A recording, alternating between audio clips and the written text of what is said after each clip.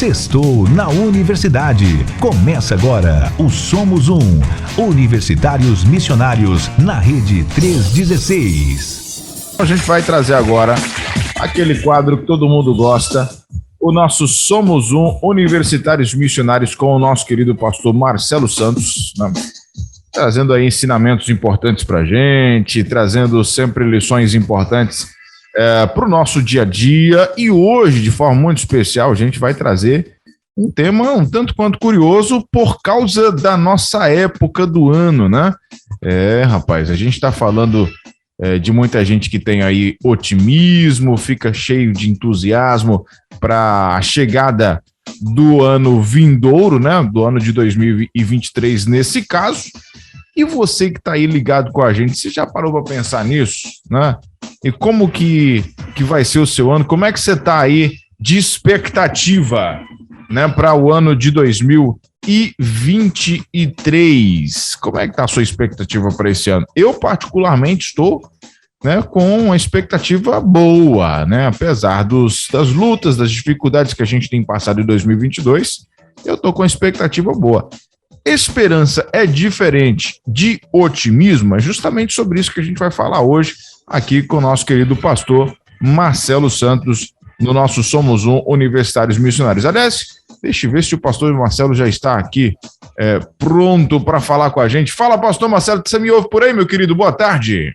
Boa tarde, pastor Nayan. Boa tarde, queridos ouvintes do Brasil e além. Como é que vocês estão aí nessa reta final de 2022?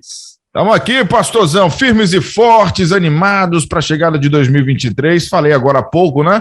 Que eu estou com uma expectativa boa, né, para 2023, apesar das previsões, né, de economia, de mercado, política, apesar de todas as previsões que o homem faz, a gente tem que fazer a nossa baseada em Deus, né? Isso então, aí. A minha tá boa, tá? Tô com um pensamento positivo, entendendo que Deus tá no controle de tudo e que a gente vai desfrutar de coisas boas aí nesse ano de 2023, pastorzão. É o mesmo pensamento do senhor? O meu também, cheio de expectativas aí para o ano que virá, planos, metas, né? Natural a gente fazer metas, quero fazer isso, quero fazer aquilo. E aí eu quero até pedir para os nossos ouvintes para mandarem aí quais são as suas expectativas para 2023 e quais são as suas metas, seus sonhos, planos que desejam realizar em 2023, né? Vamos conversar aí sobre esse tema hoje. Isso aí. Aliás, 2023, o senhor já planejou aí mais ou menos o que o senhor vai fazer a nível profissional, a nível ministerial, a nível familiar? Eu, por exemplo, estou com ideia de entrar na academia, né, em 2023. Isso é bom. Não sei se eu vou só entrar e sair ou se eu vou ficar por um bom tempo. Não sei como é que eu tô com a ideia de sair da academia, porque... Sair da academia é ótimo. Sair da academia, porque eu entrei já tem uns 3 anos que eu estou fazendo academia, não estou vendo o resultado ainda esperado.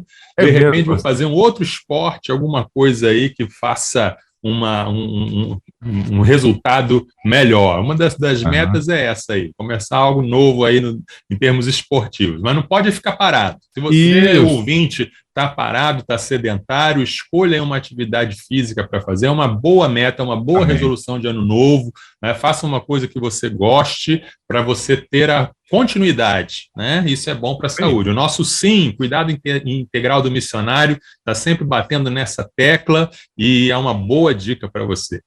É maravilha. Aliás, pastorzão, você gosta de futebol ou não?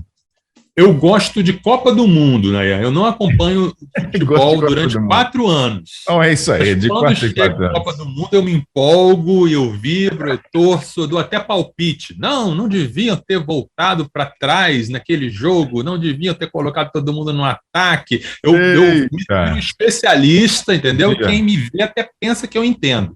Entendi. Mas durante o restante do ano, eu só uso o futebol para entrar nas conversas. A pessoa fala, você viu o jogo tal? Rapaz, né? Que coisa, né? Aí pronto, já é o suficiente para eu me integrar na conversa e tal.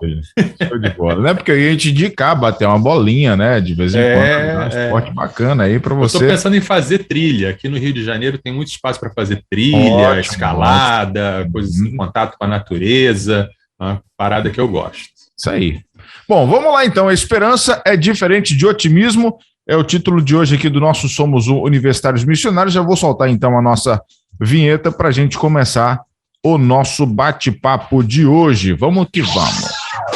Sextou na Universidade. Começa agora o Somos Universitários Missionários na Rede 316. Tá valendo então, nosso Somos aqui na 316 com o pastor Marcelo Santos nessa sexta-feira, dia 30 de dezembro de 2022, último programa do ano de 2022.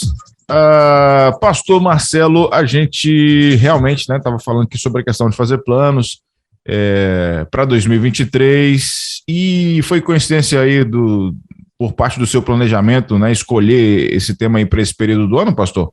Não foi coincidência, não. Foi bem pensado, né? Porque intencional, justamente porque a última sexta-feira de 2022, o último programa do ano, penúltimo dia do ano, e todo mundo está ou refletindo sobre o ano que passou, tem gente que fica nostálgica nesse fim de ano, refletindo no que não foi feito, no que não foi alcançado, refletindo nas pessoas que partiram, fazendo aquela retrospectiva, e outros ficam com aquele entusiasmo no ar, aquela coisa de o ano que vem vai ser melhor, vou virar essa página desse ano e as coisas ruins que aconteceram nesse ano vão ficar para trás e o ano que vem vai ser melhor. Então a gente vê muito na mídia, né, na sociedade, as superstições, né? Tem gente que quer vestir uma roupa de tal cor para atrair tal coisa, aí tem gente que acha que tem que comer certas coisas para atrair, tudo isso é superstição, né? O pular nas ondas, tudo isso é paganismo. A gente que é cristão, a gente não tem nada disso, espero, né? Se bem que depois que eu ouvi dizer que tinha crentes aí acreditando em horóscopo, eu já não não duvido mais de nada. Porém, tem esse ambiente cultural de otimismo, né? Uma mensagem que diz, vai melhorar, ano que vem vai ser melhor, e cria-se um ambiente de euforia, né? Todo mundo fica naquela euforia, e os fogos, e a alegria, e todo mundo se abraça, às vezes até exageradamente, né? Às vezes até uma coisa meio que foge do controle. Parece até que há um acordo mais ou menos assim, olha, o Natal a gente deixa que seja uma festa religiosa, tá bom? Vocês festejem em família, podem falar de Jesus, né? Podem falar ali do espírito de Natal, bondade, caridade, tudo bem, fiquem com essa festa para vocês. Mas o Ano Novo vai ser uma festa secular. O Ano Novo é a festa da celebração, é show, é festa, é bebedeira, não tem nada a ver com o cristianismo. O Ano Novo não, é festa, não tem a ver com isso. A gente vê, e aí eu não quero entrar muito nessa coisa de julgamento, de apontar o dedo, mas a gente vê mais e mais cristãos celebrando o Ano Novo em festas seculares. Antigamente a gente tinha aquela tradição, né, de todo Ano Novo a gente passar na igreja, o culto da virada, em que à meia-noite está todo mundo orando, né, e aí a gente entra no Ano Novo com todo mundo orando dentro da igreja, né?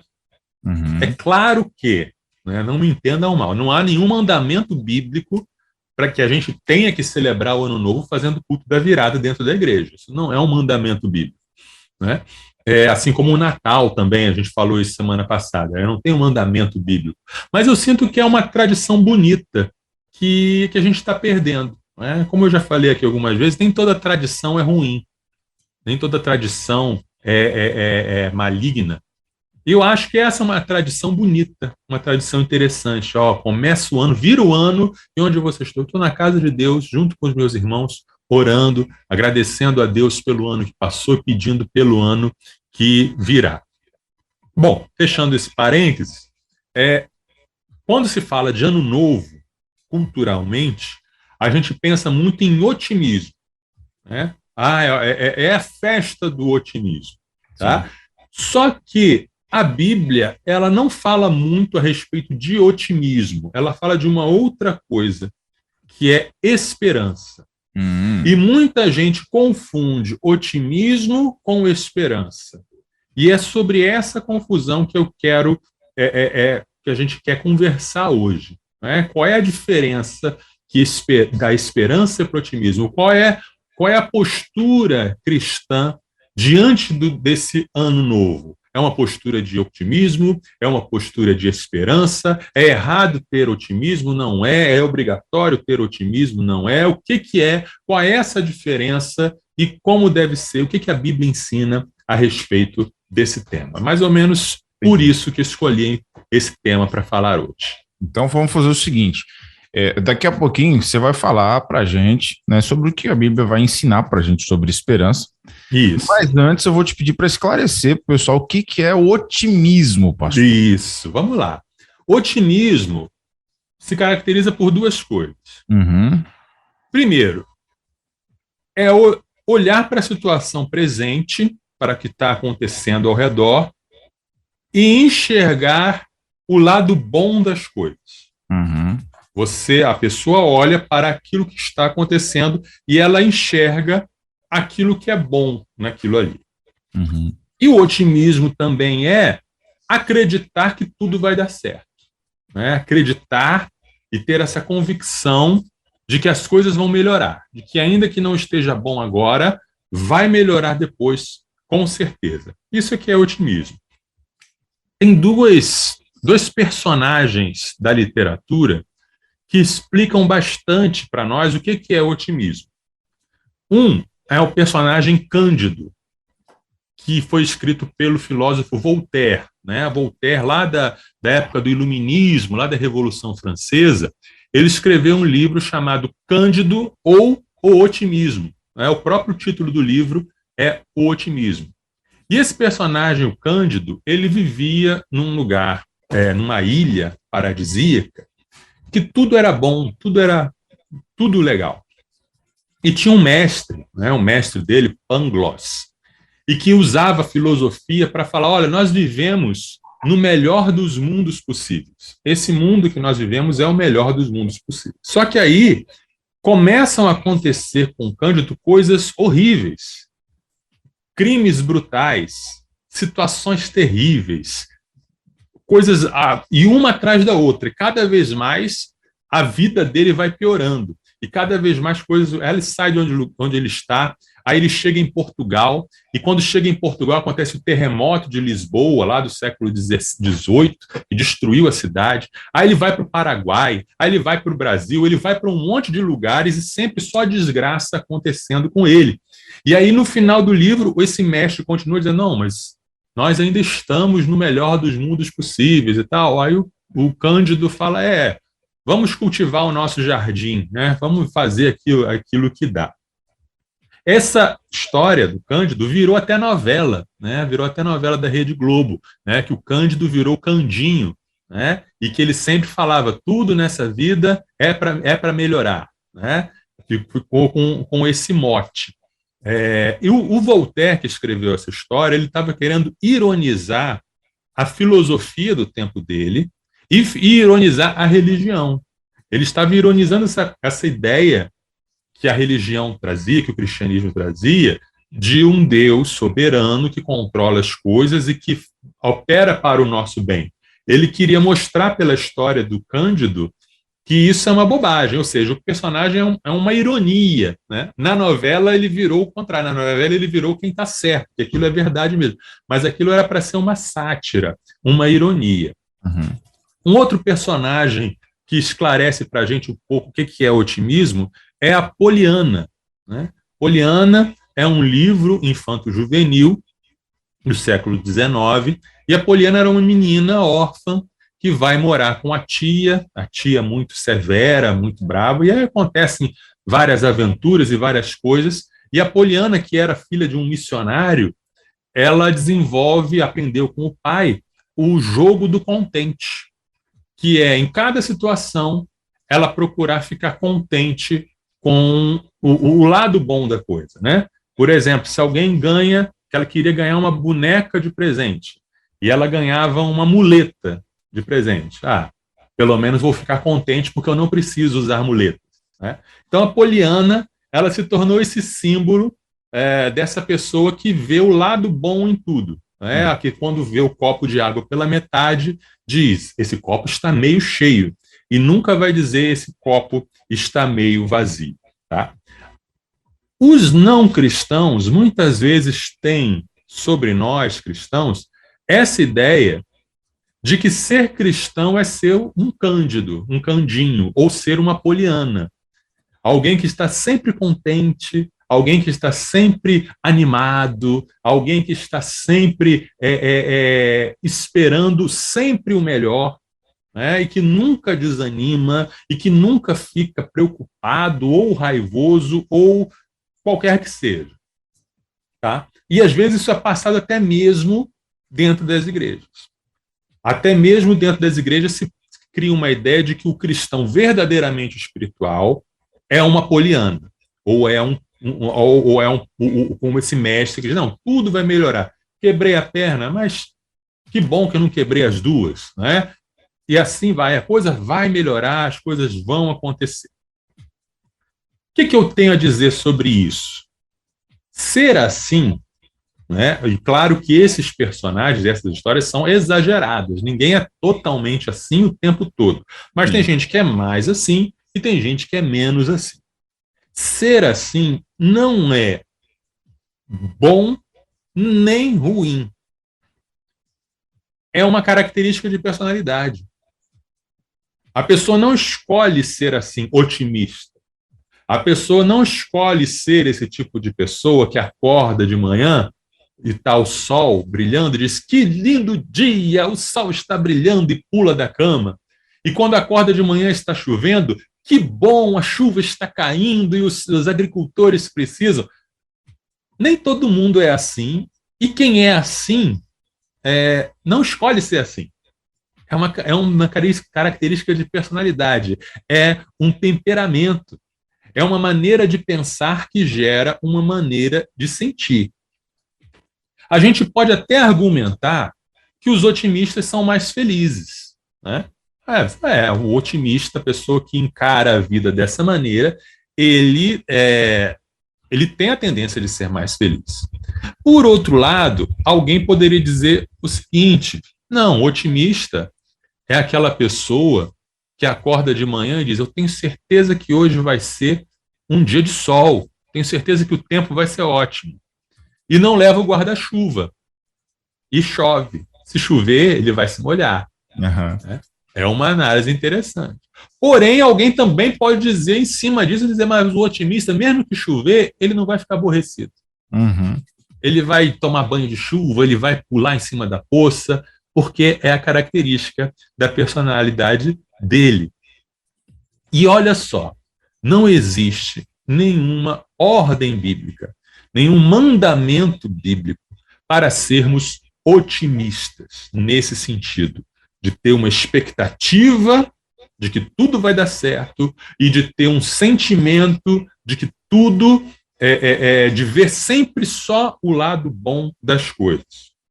Quando a gente olha para a Bíblia, a gente vê muitos personagens pessimistas. Pessimista é o contrário, né? Pessimista é aquela pessoa que está rabugenta, que está, não rabugenta, mas que vê o lado ruim das coisas e vê, está ruim, isso aqui não está bom.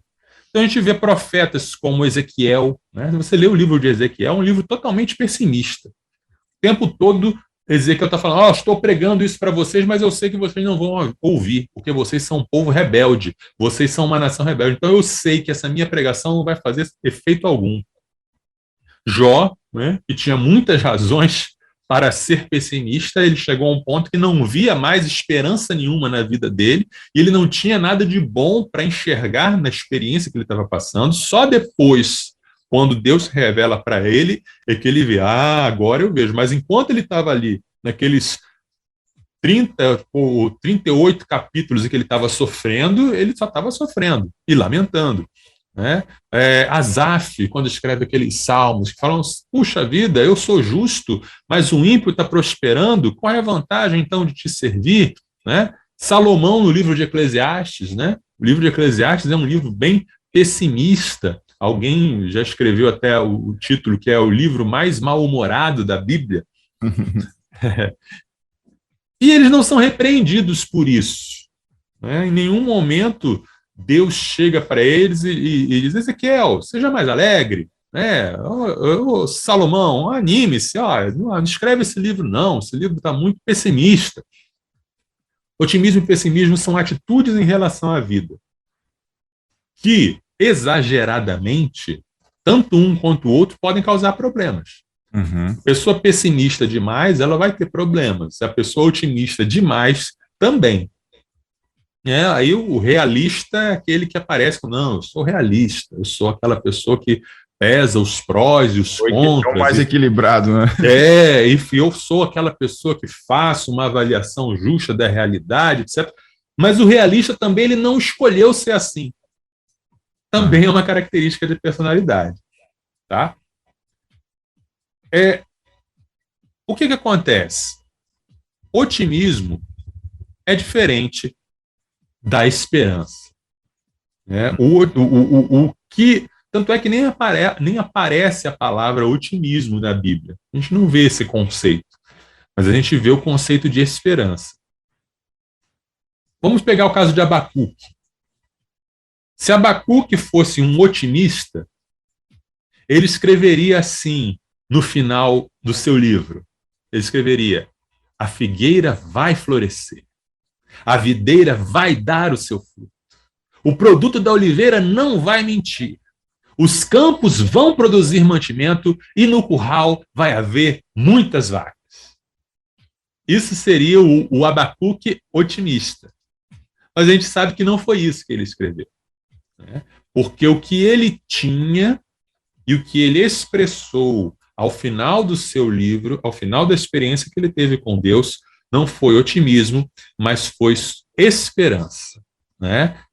Claro que a gente pode e deve desejar o bem para nós mesmos e para outras pessoas. Tomara que dê certo. Olha, feliz ano novo, que seus sonhos se realizem, vai dar tudo certo para você, né? Você coloca aquela torcida.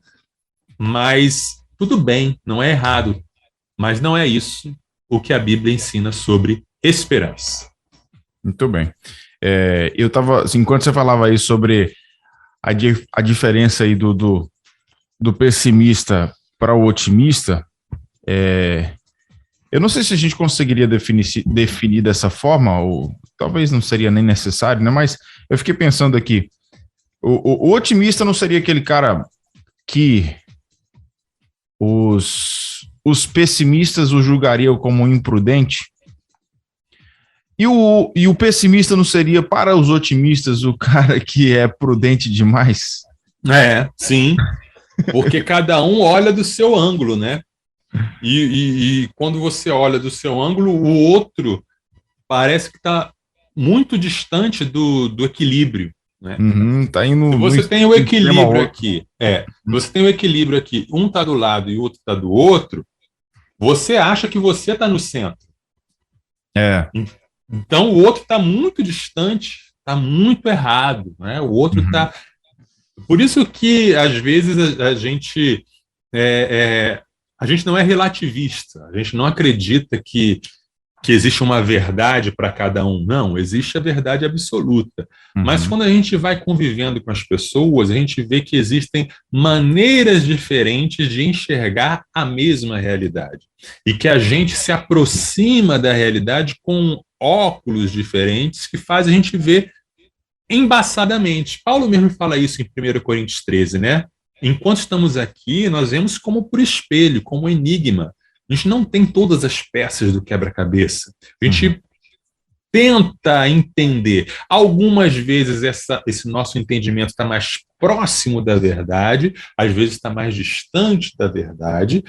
Existem entendimentos que são totalmente errados, mas conversando uns com os outros, a gente pode descobrir que há outras maneiras de enxergar a realidade, né? O pessimista pode aprender com o otimista que, tudo bem, tem isso aqui de ruim, mas tem isso de bom também. Ok. E o otimista pode aprender com o pessimista a ser mais prudente. Eu acredito que não vai chover, mas pode ser que chova, então deixa eu levar um guarda-chuva. Isso. Né? Então, um pode aprender com o outro. né? Mas tanto otimistas, quanto pessimistas, quanto realistas podem exercer a esperança e devem, são chamados a exercer a esperança cristã. Muito bem.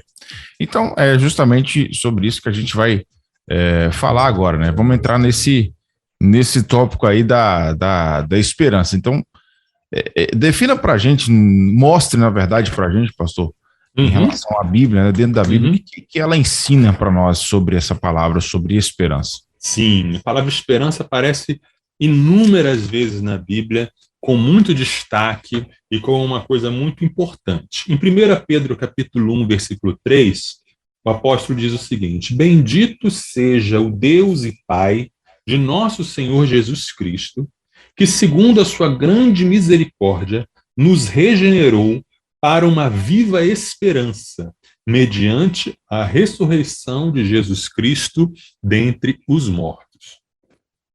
Fomos regenerados para a esperança, ou seja, ser regenerado é nascer de novo. Deus, pela sua misericórdia, fez com que tivéssemos uma nova vida. E nessa nova vida, nós podemos ter esperança. Fomos capacitados pela nova vida de Deus em Cristo a ter esperança. E essa esperança, ela é possibilitada pela ressurreição de Jesus Cristo dentre os mortos. Ou seja, a esperança é fruto da ressurreição. A esperança cristã, ela está enraizada no fato de que Jesus não apenas morreu por nós, mas que Jesus ressuscitou. Jesus não apenas nasceu, viveu, fez milagres no passado e morreu na cruz por nós, mas Jesus ressuscitou, Jesus venceu a morte. Esse fato, juntamente com o fato de sermos regenerados, termos nova vida, nos capacita a ter a esperança. A esperança, aí a gente precisa até diferenciar o uso da palavra esperança no mundo e na Bíblia, tá? No mundo secular, esperança é mais um eu acho, não é? É mais um assim, eu tenho... o mundo diz assim, eu tenho esperança que o meu time vai ser campeão esse ano. Você tem esperança que o seu time vai ser campeão esse ano, Daniel? Eu tenho muitas esperanças. Então, nessa frase aí a gente vê três coisas. A gente vê desejo, probabilidade e incerteza. Tá? Desejo, porque eu quero que o meu time seja campeão. Eu quero que o ano que vem seja melhor que esse ano. Eu quero que não tenha mais nenhuma pandemia ano que vem. Né? Eu quero que ninguém da minha família morra ano que vem. Eu espero isso. Eu espero que o ano que vem vai ser melhor. É o desejo. Está firmado num desejo. Outra coisa, a esperança para o mundo está ligada a probabilidades. Você não tem esperança naquilo que é claramente impossível. Né? Você tem esperança que o seu time vai ser campeão, por quê? Porque você viu as contratações que estão havendo, você viu a qualidade, o técnico fez isso, vai fazer aquilo, não é? Você sabe que há chance. Né? Tem alguns times, coitados, não vamos entrar no mérito de dizer quais são, mas tem times que o torcedor não tem esperança mesmo. Né? Tipo o Fluminense, pastor? Não vamos entrar em detalhes, né? Não precisamos ir por esse caminho, né? Tudo mas bem, tem torcedor, coitado, que não tem esperança. Mas tem alguns que têm, porque tem probabilidade. Mas mesmo na probabilidade não é certeza. Não é taxativo, não é 100%. Sempre há espaço para que a esperança seja frustrada. A pessoa diz, eu espero, eu tenho esperança. Quando a pessoa fala a esperança é a última que morre, é porque nunca é uma coisa certa. Isso é a esperança do ponto de vista do mundo. A esperança cristã, essa que nós vemos que é uma esperança viva, não é nada disso. Primeiro, ela não se baseia num desejo, naquilo que eu desejo. Eu tenho esperança de que ano que vem eu vou comprar um carro zero. Não é isso. A esperança ela se baseia nos planos e nas promessas de Deus. Ela se baseia naquilo que Deus falou que vai realizar. Tá? Uma diferençazinha básica entre fé e esperança, né? A fé tem a ver com confiar em Deus e no que Ele fez, e no que Ele faz. É o passado e o presente. Eu tenho fé em Deus, eu tenho fé em Jesus Cristo, Jesus morreu por mim, Jesus é o Salvador, Deus controla o universo, eu tenho fé em Deus, Deus me ama. É o que Deus é e o que Deus faz. A esperança tem a ver com o que Deus vai fazer no futuro. A esperança está ligada no futuro. A esperança tem os olhos voltados para o futuro. Tanto é que a base da esperança cristã, o núcleo da esperança cristã, ela está ligada com a promessa da volta de Jesus. Tá? Quando a gente vê lá em 1 Tessalonicenses, capítulo 4, versículo 13,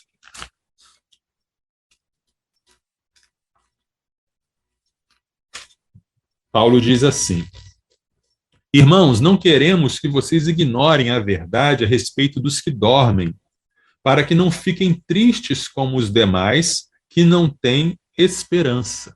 E aí Paulo começa a falar sobre a volta de Jesus e sobre a ressurreição no último dia.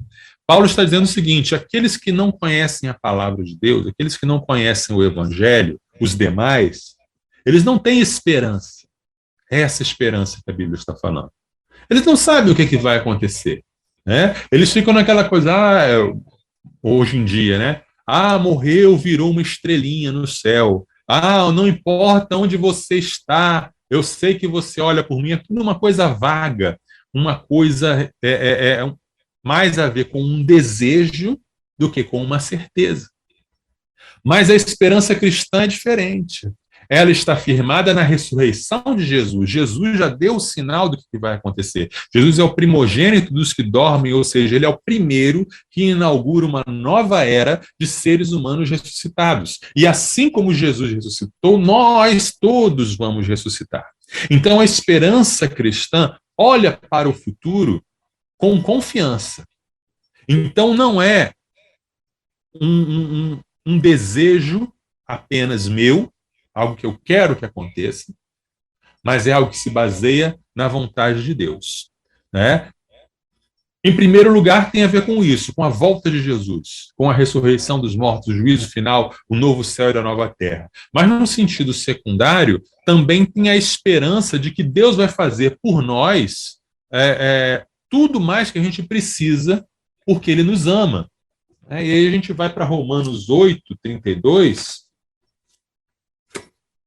em que Paulo diz assim: aquele que não poupou o seu próprio filho, mas por todos nós o entregou, será que não nos dará graciosamente com ele todas as coisas? Tá? Então é isso, é uma confiança nas promessas de Deus, naquilo que Deus falou que ele vai realizar, sendo a principal delas a própria volta de Jesus. E, em segundo lugar, também tudo aquilo que ele prometeu nos dar, prometeu fazer por nós. Uhum. Em Tito, né, capítulo 2, versículo 13,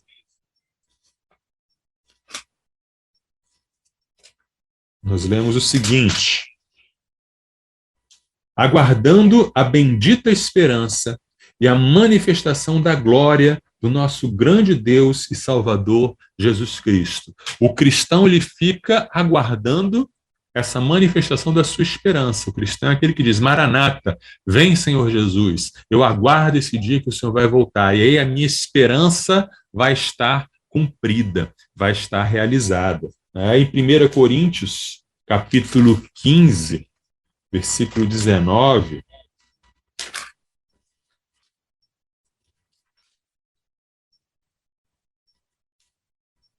se a nossa esperança em Cristo se limita apenas a esta vida, somos as pessoas mais infelizes deste mundo. Então, a gente tem que entender que a nossa esperança está firmada e enraizada com os nossos olhos fixos no futuro, no final da história. Tem aquele ditado, né, aquela frase de William Shakespeare, né, que diz assim, tudo está bem quando acaba bem. E alguém já falou, né, no final tudo acaba bem. Se ainda não está bem é porque não chegou o final. Então o cristão, ele sabe que ele está numa vida, numa história que tem um princípio, um meio e um fim. E esse fim já está definido. Esse fim é a vitória final de Jesus sobre a morte, sobre o mal, sobre o pecado, sobre a injustiça. E aí o cristão mantém a sua esperança, ainda que ele saiba que vai passar por sofrimentos. Por isso que é diferente do otimismo, né? O otimismo diz, nada vai acontecer de mal, está tudo bem, vai ficar tudo bem. A esperança diz assim, ainda que eu passe pelo vale da sombra da morte, não temerei mal algum, porque tu estás comigo, porque eu sei qual é o final da história. Quando a gente está assistindo um filme de suspense, né, um filme de ação, que o mocinho está ali enfrentando muitas coisas, eu lembro da minha mãe. Minha mãe, ela não gostava de ver as cenas de suspense, ela saía da sala na hora quando o mocinho estava amarrado e o vilão estava contando os planos para ele, ai, não aguento ver isso não. Mas mãe, vai acabar tudo bem, não. Mas aí ela voltava depois quando os mocinhos desamarrava e começava a socar o bandido. Mas a gente está no meio de um filme que a gente já sabe o final. E aí a gente olha para os nossos sofrimentos, para as nossas lutas, já sabendo qual é o final. Isso é a esperança. A gente coloca os olhos no final. Porque a grande tragédia do cristianismo é quando a gente perde de vista que a nossa maior esperança não é para esta vida. E a gente começa a apostar as nossas fichas e a nossa felicidade e a nossa razão de viver nas coisas desta vida. Deus não... o sofrimento em si não é algo que agrada a Deus. Ou seja, Deus não tem prazer em que a gente sofra, né? Deus é bom, Deus é generoso, e que bom que se a gente tiver um 2023 melhor. Que bom se a gente alcançar os nossos sonhos. Que bom se a gente conseguir casa própria, promoção no trabalho, se a gente conseguir viajar, se nascer filho, se nascer neto. Que bom, maravilha. Porém, o cristão precisa entender que a razão da sua felicidade, da razão da sua esperança, não está nisso, não está nessas coisas. Não está nessas coisas que podem acontecer ou não, e não está nas coisas que a gente pode perder ou não. Emprego, saúde, familiares e vida, a gente pode perder a qualquer momento. Mas é por isso que a nossa esperança é maior do que a vida, é maior do que a duração da nossa vida, porque está baseada na ressurreição. Jesus ressuscitou, eu vou ressuscitar. Essa vida não é o final da história. Além disso, ao contrário da esperança para o mundo, a nossa esperança não se baseia em probabilidades. No mundo, as pessoas têm esperança se têm condições de ter esperança. Eu acho que, né, a condição financeira vai melhorar porque o mercado teve o índice de não sei o quê, e a gente faz as projeções e pode ter esperança.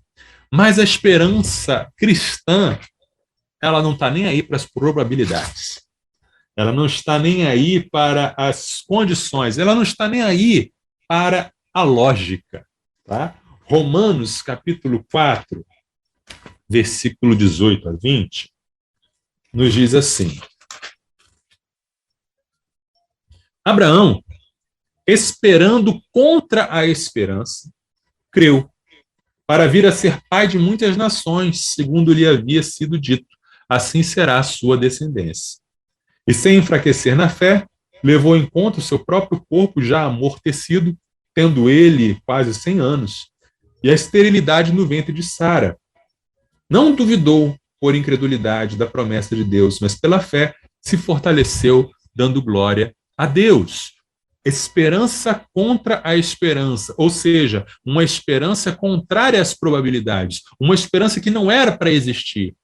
Não era para ele ter esperança de que ele seria pai aos 100 anos, mas ele creu. e por isso ele creu em Deus, ou seja, fé, ele creu no caráter de Deus, ele creu no que Deus prometeu, e por isso ele teve esperança, ou seja, ele viu que no futuro ele seria pai, e pai de muitas nações. Então, a nossa esperança não está baseada em sistemas, em ideologias, em dinheiro, em poder, não está baseada em nada disso. Está baseada no caráter de Deus. E por isso que nós lemos lá em Romanos 8, 24 e 25,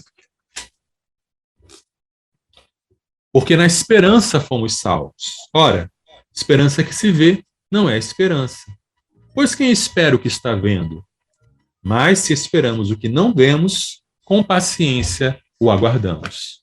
Então essa esperança, né, assim como a fé, ela é ligada a coisas que não vemos. Ela é ligada a coisas além da lógica. Tá? Então, diferente da esperança do mundo, não é baseada num desejo do meu coração, mas na revelação de Deus, naquilo que Deus fala. Diferente do mundo, não está baseada em probabilidades.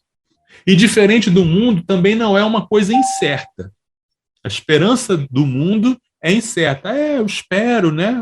Vamos ver, tomara, né? Tal. Não, a esperança do cristão, ela é certa, é convicta. Tá? A esperança do cristão é uma certeza. Romanos 5, versículo 5, diz assim: ora, a esperança não nos deixa decepcionados, porque o amor de Deus é derramado em nossos corações pelo Espírito Santo que nos foi dado. Tá? Então é importante entender esse conceito bíblico de esperança, que é diferente do conceito mundano. Esperança para o cristão é certeza, é convicção, que vem de quem? Que vem do Espírito Santo, que derrama o seu amor nos nossos corações e nos faz ter a convicção, aquele que prometeu é fiel para cumprir. Então eu não vou me abalar, eu não vou duvidar, eu não vou voltar atrás, eu não vou blasfemar, eu não vou murmurar, eu não vou cair na incredulidade. Eu tenho a esperança está plantada no meu coração. Hebreus capítulo 6, versículo 19.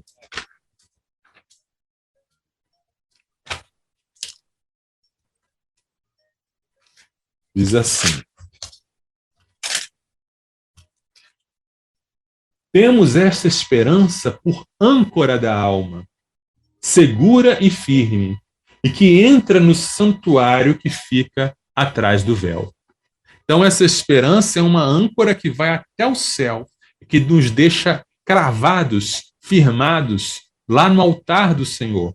E ainda que venham as tempestades, ainda que venham as ondas e que nos balancem para lá e para cá, essa âncora nos mantém firmes. É por isso que essa esperança é diferente do otimismo. O otimismo é um sentimento humano, mas o cristão, mesmo que ele tenha medo, mesmo que ele não goste daquilo que está acontecendo ao redor dele, mesmo que ele tenha uma avaliação de que humanamente as coisas não vão melhorar, mas a esperança dele está em Deus. E aí ele está firmado, ele não se abala. Romanos 12, 12. Alegrem-se na esperança, sejam pacientes na tribulação e perseverem na oração. A esperança nos dá alegria. A esperança nos faz entender o que realmente importa e o que Deus realmente preparou para nós e a certeza de que Ele está cuidando de nós, e aí a gente se alegra e a gente descansa. Tá? 1 Coríntios, capítulo... se tiver ouvintes querendo perguntar, pode mandar pergunta aí, que senão eu me empolgo e começo a falar sozinho. Tem o Mário Rogério, mandou alguns versículos aqui até para poder te perguntar sobre esses versículos. Uhum. Ele compartilhou aqui 3 versículos com a gente. O Mário Rogério é lá de Varjão, Distrito Federal. Uhum. Ele diz aqui, ele citou aqui o 1 Timóteo 6, versículo 8, né? Primeira carta a Timóteo 6, versículo 8, dizendo assim: tendo sustento e com que nos vestir, estejamos contentes. Uhum. Uhum. Esse é o Esse é um outro princípio bíblico muito importante, né? O contentamento. Né? A esperança nos diz: Deus vai cumprir seus propósitos em minha vida, e ainda que eu morra, eu vou ressuscitar e vou ver a ação de Deus em minha vida. Então eu não me abalo. Certo. E o contentamento diz: aquilo que Deus já me tem permitido ter agora já é o suficiente para me satisfazer. Porque o Senhor é o meu pastor e nada me faltará. Então o que Ele me permite ter é aquilo que eu preciso agora. Então eu vou render graças ao Senhor, vou me alegrar com o Senhor. É isso aí, contentamento. Até porque a gente está aqui só de passagem, nossa vida mesmo é lá na eternidade com Ele. Exatamente. O primeira Tessalonicenses 5,16, regozijai-vos sempre. Isso aí. Cita também esse aqui. E ainda tem um outro que ele mandou para a gente aqui de João 16:33. Essas coisas vos tenho dito para que tenhais paz em mim. No mundo passais por aflições, mas tende bom ânimo. Eu venci o mundo. E ele pergunta aqui o seguinte, pastor: esses versículos não seriam mandamentos para estarmos contentes, regozijarmos sempre, termos bom ânimo? Sem dúvida, exatamente. Tanto otimistas quanto pessimistas podem e devem fazer uso desses versículos, desses mandamentos. Né? O otimista vai ter mais facilidade. Sim. O pessimista vai ter que trabalhar um pouco mais. E ele vai poder dizer assim: olha, as coisas realmente não estão como deveriam. As coisas não estão 100%. As coisas estão 50%, 40%. Mas aí o pessimista vai dizer assim: todavia, me alegrarei no Senhor. Isso aí. Né? Por quê? Porque a minha razão da minha alegria não é a circunstância. A razão da minha alegria, como diz aquele cântico, não é porque tudo me vai bem. Né? Essa paz que eu sinto em minha alma é porque eu louvo ao meu Senhor. E aí, ainda que a sua tendência natural seja observar as coisas e ver o lado não tão bom das coisas, você, o pessimista, vai se lembrar que você tem um tesouro no céu, que você tem um novo corpo guardado para você no céu, uma nova cidade, recompensa, galardão, e você tem um Deus que vai te fazer chegar lá. E aí você vai se alegrar nisso, na esperança. Você vai se regozijar na esperança, e não nas circunstâncias, e nem na maneira que você observa as circunstâncias. É isso aí. Isso aí. Agora, se a gente for definir um perfil de Abacuque, por exemplo, pastor, ele é um pessimista, um otimista ou realista? O Abacuque, ele começa o seu livro, é um livro bem fácil de ler, são 3 capítulozinhos só, dá para ler numa devocional só. Abacuque começa dizendo: Senhor, como é que você está deixando isso acontecer? Senhor, olha os pecados do teu povo Judá, o teu povo está adorando outros deuses, o teu povo está pecando, como é que pode isso, Senhor? Aí Deus responde para Abacuque: calma, Abacuque, você vai ver o que eu vou fazer. Eu vou levantar um povo, os babilônicos, e eles vão trazer a desgraça sobre Jerusalém. Não vai ficar pedra sobre pedra. Vou destruir tudo. Vou levar o povo para o exílio, para o cativeiro. Aí Abacuque desespera, porque o remédio ficou pior do que a cura, né? Mas, Senhor, como é que o Senhor, sendo um Deus santo, vai usar os pecadores para trazer castigo para o povo? Não pode. Aí Abacuque vê, então, a visão de Deus, a visão, não de Deus, mas ele vê a glória de Deus se manifestando e chegando e enchendo a terra. Aí Abacuque, ele tem um processo. Então Abacuque era alguém naturalmente pessimista, que ele não se tornou um otimista no final do livro, como a gente falou. Ele não termina o livro falando: a figueira vai florescer, vai estar tudo certo. Não. Mas ele tem uma visão de esperança. Ele diz: ainda que a figueira não floresça, ainda que não haja produto. O otimista jamais vai dizer isso. E muitas vezes na igreja, quando alguém fala assim, por exemplo, a pessoa está com uma doença. Tá? Apareceu uma doença, E alguém fala, aí o otimista cristão vai chegar, não, irmão, isso aí não é nada. Não, isso aí, não vai ter nada nisso aí, não. Aí a pessoa que não é otimista por natureza diz assim, mas pode ser que seja. Pode ser que seja um tumor. Não, que isso, meu irmão? Você não pode falar isso, é pecado falar isso. Mas não pode ser um tumor? Crente não tem câncer? Crente tem câncer. Crente não morre de câncer? Crente morre de câncer. Não é pecado você entender que existe essa possibilidade. Mas o crente, ele vai dizer, ainda que seja câncer, louvarei ao Senhor. Ainda que eu morra de câncer, louvarei ao Senhor. É claro que nunca é assim com essa tranquilidade. É claro que tem choro, amargura, noite perdida, desespero, mas no final do processo o que sobra é a esperança. A esperança de que Deus está no controle, a esperança que é a certeza de que Deus está no controle. E nesse contexto aí que o senhor citou é interessante porque, por exemplo, se você vai, suponhamos que uma família vai lá e te chama, né, pede para que você ore por alguém que está enfermo, é bem complexo, porque dependendo de quem está orando ali, você tira toda, vamos dizer assim, a expectativa de cura da família, ou esperança da família, não sei como que a gente pode dizer, sendo realmente realista. Se você for fazer uma oração realmente de acordo com a consciência cristã que você tem, não, Senhor, mesmo que seja um câncer, ainda que venha a morte, seu nome seja exaltado. É uma falta de amor cristão dizer isso, porque você não está lá na pele da pessoa, né? Exatamente. Tem isso também. Então a gente tem que ter essa sabedoria, né? Senhor, vem com a tua cura, Senhor. Exato. Tenha misericórdia. Enfim. O que a gente deve pedir até o fim, como somos filhos, né? E Deus fala isso pra gente, né? Pedir, dar-se-vos-á. Então, até o último momento, a gente vai pedir cura, a gente vai crer que Deus pode curar, a gente vai clamar pela cura. Mas o cristão admitir que Deus pode não curar não está sendo menos crente. Entendi.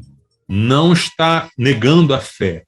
Porque a fé diz, Deus é um Deus que cura. A fé não está em questão nisso. Né? Deus é um Deus que cura, Deus é um Deus que faz milagres. Agora, se Deus vai curar a minha doença ou não, não é questão de fé. Né? É uma questão que cabe a Deus decidir. Né? Cabe a mim pedir, cabe a mim acreditar que Ele me ouve. Né? A fé na oração é acreditar que Deus leva em conta a minha oração. Porque tem gente que faz oração burocrática. Tem gente que faz oração por orar. Senhor, tal. Mas nem passa pela cabeça que Deus vai tá ouvindo. Não. Deus leva em conta o que eu peço. Deus leva em conta o que eu coloco diante dele. E espero em Deus. Né? Espero o que Deus vai fazer. E confio que o que ele vai fazer é o melhor. Isso aí. Bom, 3h55. A Miriam chegou aqui, pastor. Maravilha. Tava com saudade, Miriam. Da PIB de Coelho da Rocha. Pensei que não ia aparecer no programa de hoje. Sempre bate o ponto aqui, ela não perde. Colocou aqui, muito bom passar as tardes e sextas com vocês durante o ano de 2022. Vamos prosseguir juntos com fé, em amor e na certeza de que a nossa esperança está baseada no caráter de Deus. Amém. Feliz ano novo para vocês, pastores, e para toda a família da Rede 316. Feliz ano novo, Miriam. Feliz ano novo para toda a família. Exatamente. Amém. A nossa esperança está baseada no caráter de Deus. Muito isso. Bem. E olha só, Nayão, o que diz em 1 Coríntios 13:13? Agora, pois, permanecem a fé, a esperança e o amor. Estes três. Porém, o maior deles é o amor. E em Colossenses 1:3-5, nós lemos o seguinte: damos sempre graças a Deus, Pai de nosso Senhor Jesus Cristo, quando oramos por vocês, desde que ouvimos da fé que vocês têm em Cristo Jesus e do amor que vocês têm por todos os santos, por causa da esperança que está guardada para vocês nos céus. Desta esperança, vocês ouviram falar anteriormente por meio da palavra da verdade do Evangelho. Então a gente vê as três virtudes que andam juntas: fé, esperança e amor. As três são inseparáveis, não dá para separar uma da outra. A fé, a confiança em quem Deus é, nos faz ter esperança, que é a certeza daquilo que Deus vai fazer. E por causa dessa esperança, nós amamos. Nós amamos a Deus e, por conseguinte, amamos ao que Deus ama, amamos as pessoas.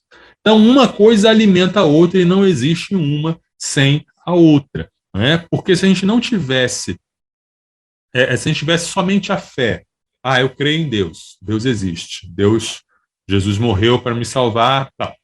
Mas se eu não tivesse a esperança de que no futuro eu vou ter um futuro com esse Deus, eu vou estar junto com esse Deus e esse Deus vai consertar tudo que existe de errado no mundo, se eu não tivesse essa esperança, eu não teria alegria, eu não teria amor, eu não teria confiança para viver.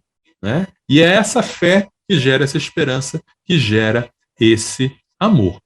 Né? Então, eu posso desejar muitas coisas, eu posso pedir muitas coisas, eu posso ter planos e metas e sonhos para 2023, nada errado com isso. Né? Mas a certeza, a esperança cristã é de que Deus vai fazer aquilo que é o melhor para mim. Né? Essa é a esperança, que é a certeza. Não importa o que vai acontecer, Deus sempre vai dar um jeito de fazer o que é melhor para mim. Mas sempre vai dar um jeito porque a figueira pode não florescer, a videira pode não dar o seu fruto. Tudo isso pode acontecer. Tudo isso pode acontecer. Mas ainda que aconteça, Deus continua sendo Deus. E eu continuarei me alegrando, exultando na esperança que esse Deus me dá. Amém. Amém. É isso aí. Bom, 2 minutos faltando para as 4 da tarde, 2 para as 4. A gente pergunta para o pastor, então, indo já para o final da nossa conversa, né? A esperança é diferente de otimismo, né? Esse é o título de hoje. Pastor, como é que a gente pode cultivar, então, a esperança não só no ano novo, mas fazer com que a gente consiga praticar aí todos os dias aí do ano, né, das nossas vidas? Isso. Todos nós, otimistas, realistas e pessimistas, devemos seguir os seguintes princípios. Primeiro, alimente a sua esperança. A esperança é algo que precisa ser alimentada, assim como a fé e o amor. Você alimenta a sua esperança meditando nos textos bíblicos sobre as promessas de Deus. Assim como a fé vem pelo ouvir da palavra de Deus, a nossa esperança ela também é alimentada por conhecer, por estudar a palavra de Deus e se lembrar das promessas de Deus sobre a minha vida. Essas promessas, elas alimentam e aumentam e fortalecem a nossa esperança. Em segundo lugar, deseje ardentemente a volta de Cristo. Coloque tudo mais em perspectiva. A coisa mais importante da sua vida não é a casa que você vai construir, não é a sua formatura na universidade, não é a sua carreira, não são as viagens que você vai fazer, nem seus filhos, nem seus netos. A coisa mais importante da vida é o novo céu e a nova terra, é a volta de Jesus. Coloque isso como ardente expectativa e coloque todo o resto em perspectiva em relação a isso. Né? Em terceiro lugar, pratique a paciência. Né? Romanos capítulo 5, versículo 3 e 4, nos diz o seguinte: e não somente isto, mas também nos gloriamos nas tribulações, sabendo que a tribulação produz perseverança. A perseverança produz experiência e a experiência produz esperança. Tá? Ou seja, a esperança é algo que se cultiva. E é algo que se cultiva na tribulação. É algo que se cultiva no esforço.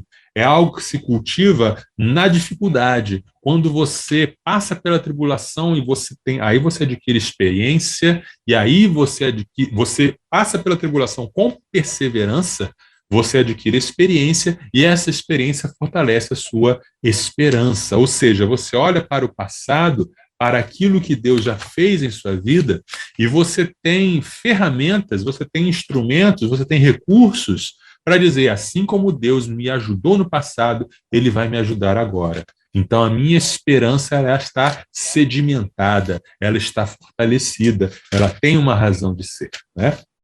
Em Tiago 5, 7 e 8, nós lemos o seguinte: portanto, irmãos, sejam pacientes até a vinda do Senhor.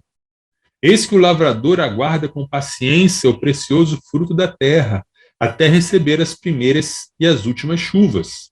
Sejam também vocês pacientes e fortaleçam o seu coração, pois a vinda do Senhor está próxima.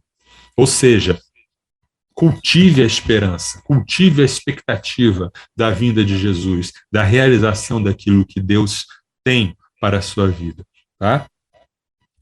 Não fique buscando notícias ruins, porque quanto mais notícias ruins você vai ouvindo, mais você vai sendo uma pessoa que só vê o lado ruim das coisas.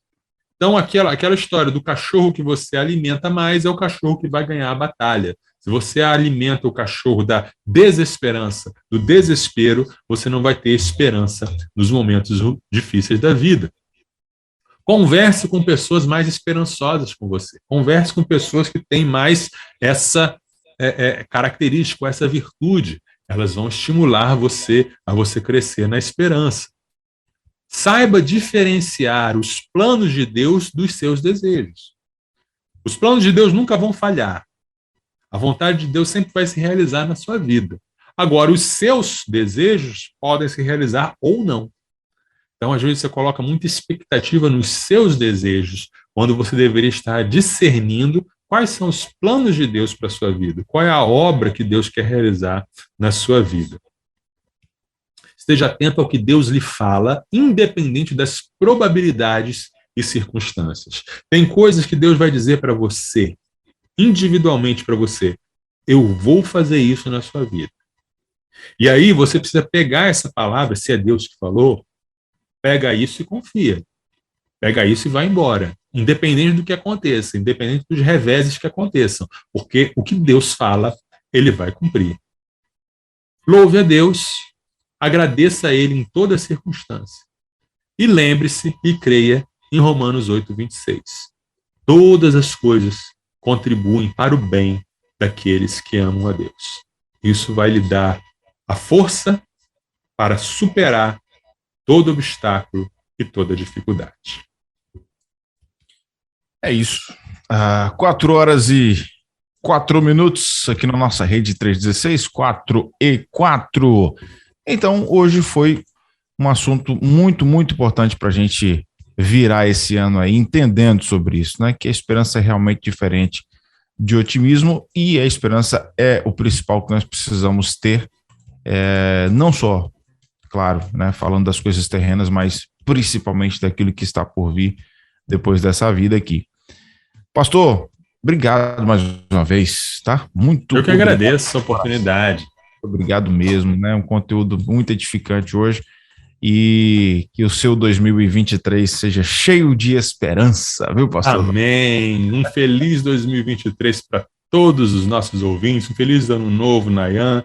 Que Deus abençoe você, a filhinha, a esposa, né? Assim, e que seus sonhos colocados no altar do Senhor se realizem neste ano. Feliz ano novo para todo mundo. Feliz ano novo, pastorzão. Então a gente se encontra sexta-feira que vem? Tem o assunto da semana que vem? Do ano que vem? Semana que vem o nosso tema é a Bíblia, minha companheira. A Bíblia, minha companheira. Então é sobre isso que a gente vai falar na sexta-feira, primeira sexta-feira do ano. Pastor, um abraço, tá bom? Fique com Deus e até semana que vem. Até, Deus abençoe. Na esposa, na família, e a gente se encontra, tá bom? Amém. Fique com Deus. Tchau, tchau. Sextou na Universidade. Universitários Missionários na Rede 316.